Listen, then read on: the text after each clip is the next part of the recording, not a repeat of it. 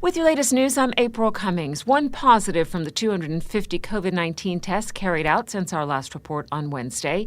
There are 861 people in isolation, and to date, 38,304 COVID-19 vaccines have been administered. Close to 40% of the island's population, that's 39.9% of the estimated population, has received at least one dose of the Pfizer-BioNTech vaccine, while 12,347 have completed the two-dose course. Incumbent Chris Saunders and member of the Progressives Alliance Vincent Frederick shared their solutions and ideas at last night's Chamber Candidates Forum. When asked about the education system, Mr. Saunders said he doesn't buy the rhetoric that our education system is broken. Even when the Caymanian kids come back from university, qualified, having been educated in North America and Europe, they still can't get the jobs. So you can't sit back and say, well, there's something wrong with the Caymanian local education system, when in fact, even after the kids come back from university, they're still struggling to find jobs. It is that misperception or that view that's put out there as an excuse to not hire Caymanians. Mr. Frederick, however, sees the matter differently. I mean, we have changed curriculums, we have changed teachers, we have built schools, we have tried everything. We have asked the government to stay out and keep a hands-off approach, but still they are failing. And we got to face the failing issue. They are failing. You can hear the full discussion on Radio Cayman's YouTube channel or on our Facebook page. Another forum is scheduled for tonight at 7:15 p.m. live. The mental health facility in East End is well underway now, and Radio Cayman's Felicia Rankin-Solins has more. Standing on the construction site for the future facility, psychiatrist Dr. Mark Lockhart explains not just anyone will be admitted for treatment, they must go through a risk assessment process. It depends on the offense and the nature of the offense and their risk.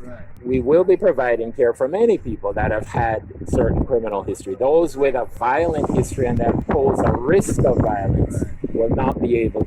Though it boasts a 54-patient capacity, it will not replace the inpatient unit at the Health Services Authority.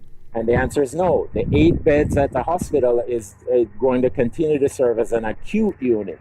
Yes. In the same way that we have accident and emergency at the hospital. So people who need acute hospitalization, 4 or 5 days, 6 days, a week, are held at the hospital. Once they're stable and they require longer-term care, 2 months, 3 months, just like any type of rehabilitative hospital, then they're transferred here, they're assessed. For lack of appropriate housing, those in need of mental treatments have no choice but to seek help off island, a problem the facility will resolve. We have approximately 15 people in Jamaica. Many of them have been there 15 years. We have 1 or 2 that have been there almost up to 20 years. We have people going to the States. Right now, during the time of COVID, we can't get on a plane and fly anywhere. So that's increasing acuity right now. So this is really needed.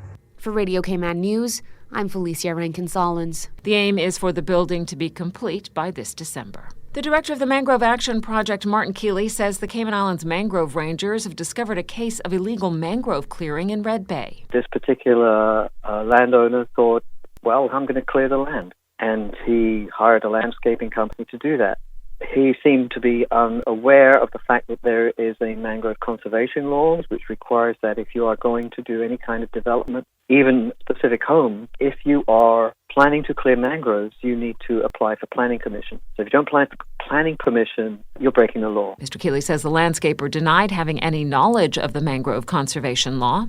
The landscaper said he didn't know anything about it, but the reality is that the mangrove rangers actually had copies of the planning new laws for mangrove protection, and they were distributed by the rangers to every construction company, every contractor, and every landscaper in the Cayman Islands, and that was done last fall, and also to several of the developers too. So there is no excuse for not knowing that it's against the law. We're told the Department of Environment had previously given 2 cease and desist to one landowner and the other to the landscape company. The Rangers will, by the way, be establishing a new junior ranger program. We decided to create that program because we started receiving interest from parents about how their children can get involved. So we aim for the junior rangers to be structured sort of like the Boy Scouts, so that they get badges or another way of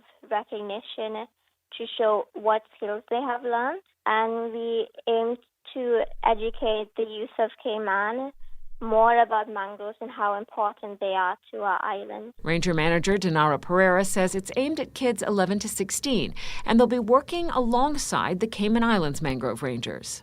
We plan to begin on the 20th of March. We are planning a launching event. So we want to have them going to the Central Mangroves, and then we'll give a presentation about different aspects of the Central Mangroves.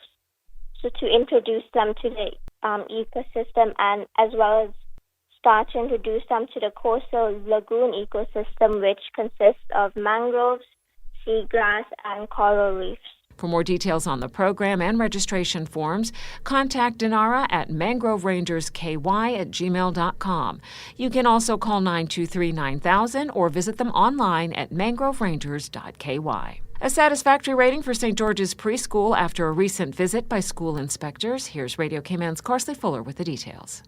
St. George's Preschool caters to more than 100 students between the ages of 2 and 5. In February, a team with the Office of Education Standards visited the school to assess the provision of education. It was judged to be satisfactory overall. The report says children's achievement in most aspects of exploration, respect, communication, and well-being were judged to be satisfactory, along with teaching and learning, assessment practices, leadership and self-evaluation, and improvement planning. Children's achievement in movement, technology, religion, culture, and well-being were judged to be good, along with the arrangements to ensure the health and safety of children, and appropriate emphasis has been placed on the promotion of healthy lifestyles.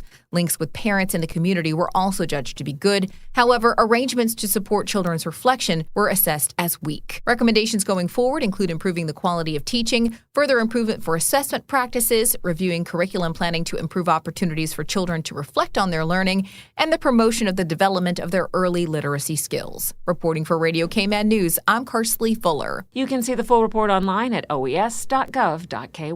Improvements are on the way for the Cayman Brac Fire Station. This is welcome news for my fire and rescue colleagues working on our sister islands, as well as residents and businesses and visitors to Cayman Brac. The Cayman Islands Fire Service has received initial approval for their business case for building improvements, renovations, and new facilities in and around the Cayman Brac Fire Station. The project has 3 elements. First, to refurbish and extend the fire truck parking bays to improve security between landside, domestic, and airside aviation fire and rescue operations. Secondly, the upgrades will provide a fleet maintenance facility to maintain and service the fleet of fire and rescue vehicles in fit-for-purpose facilities. And finally, the project includes the refurbishment of a house to provide accommodation adjacent to the fire station, which will increase the rotation of crews to support further development and training.